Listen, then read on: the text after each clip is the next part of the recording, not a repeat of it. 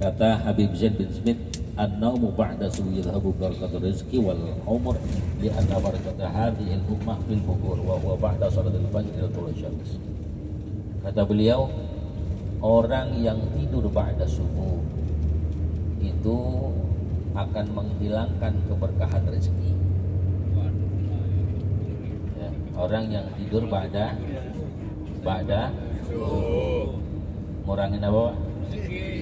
Ngurangin keberkahan rezeki. Rezeki mah insya Allah selalu ada, sebab Allah kasih rezeki tiap pagi. Allah perintahkan malaikat Mikail untuk ngirimin rezeki tiap hari. Hanya saja apakah rezeki itu berkah atau tidak, salah satu penyebab rezeki itu enggak berkah adalah an-naumu ba'da subuh, tidur setelah sholat subuh. Karena itu ahsan, kalau memang mau tidur ya rada siang-siangan dikit, jam 11 sampai zuhur itu tidur sunnah ya, dari jam 11 sampai zuhur. Bagaimana kalau memang udah kebiasaannya tidur, kurang-kurangin kebiasaannya. Kemudian dalam kitab Ta'limu Ta'lim, orang yang tidur ba'da subuh itu mewariskan kefakiran, mewariskan kemiskinan ya. Kemudian orang yang tidur ba'da asar mewariskan gila. Jadi pikiran kurang cerdas itu ketika seseorang tidur ba'da asar. Oleh sebab itu pagi hari ini kita insya Allah menuju ke Jawa Tengah. Kita isi mungkin nanti dengan beberapa tausiah dari guru-guru kita. Sebab itu mudah-mudahan Bapak masih bisa bertahan, karena pagi tadi kita sudah bareng-bareng ngopi dan mungkin sebagian udah ada yang sarapan, sebagian yang lain juga udah ada yang mandi. Bapak Ibu yang zairin yang dirahmati Allah Subhanahu wa taala, tadi kita sudah ziarah ke makam Syarif Hidayatullah atau Sunan Gunung Jati. Beliau cucu dari Prabu Siliwangi. Prabu Siliwangi punya istri kedua, namanya Nyi Ratu Subanglarang. Punya anak ada namanya Walang Sungsang, kemudian ada namanya Rara Santang, kemudian ada namanya Kian Santang ya. Ada Kian Santang, Walang Sungsang atau Pangeran Cakrabuana, dan Rara Santang. Nah, Rara Santang ini menikah dengan Syarif Abdullah, salah satu pangeran di Mesir atau sultan di Mesir. Kemudian dari Syarif Abdullah, pernikahan antara Syarif Abdullah dengan Nyi Rara Santang, maka lahir Syarif Hidayatullah atau Sunan Gunung Jati.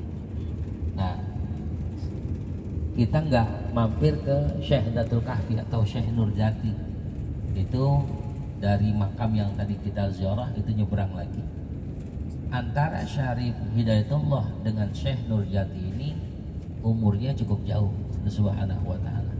Sebab ibunya Sunan Gunung Jati itu belajarnya sama Syekh Datul Kahfi ya. Jadi ibunya Gunung Jati atau Nyi Rara Santang ini belajar ngajinya sama Syekh Datul Kahfi ya. Makamnya nanti itu di seberang jalan, kita agak naik, cuman tadi kita agak mampir ke sana. Kalau kita terima Al-Fatihah susun untuk Syekh Datul Kahfi. Al-Fatihah. Alhamdulillah. Iyyaka na'budu wa iyyaka nasta'in. Shiratal ladzina an'amta 'alaihim. Dari Syarif Hidayatullah nanti punya anak Sultan Hasanuddin Banten. Ya. Sultan Hasanuddin Banten nanti punya anak saya Maulana Yusuf. Terus kita pernah ziarah juga ke mana? Bandung.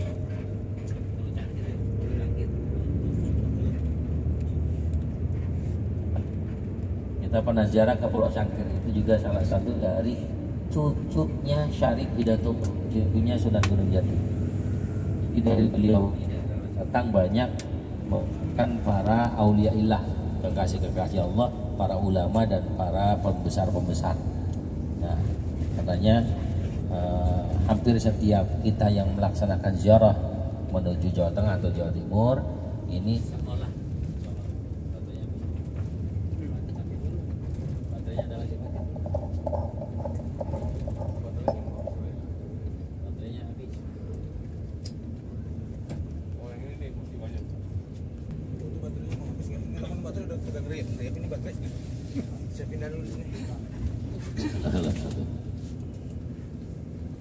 jadi dari Rara Santang ini banyak lahir para pembesar-pembesar di Nusantara, banyak aulia illah, banyak para ulama, juga para sultan. Oleh sebab itu orang-orang yang berziarah ke Jawa Timur menuju Jawa Tengah seolah wajib untuk ziarah di Syarif Hidayatullah di Sunan Gunung Jati. Jadi kurang afdol rasanya kalau kita nggak ziarah ke makam Syarif Hidayatullah atau Sunan Gunung Jati. Nah, dari 9 wali Zairin rahmati Allah, hanya Syarif Hidayatullah yang berada di Jawa Barat. Ya.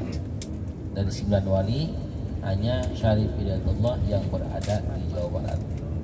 Karena beliau meskipun cuman sendiri di Jawa Barat, dan Jawa Barat cukup luas, meskipun cuman sendiri di Jawa Barat, karena kekuasaan engkongnya, kekuasaan kakeknya Prabu Siliwangi, sehingga beliau ini sendiri pun masih banyak yang membantu beliau. Sementara di Jawa Tengah, Jawa Timur ini ada beberapa para aulia.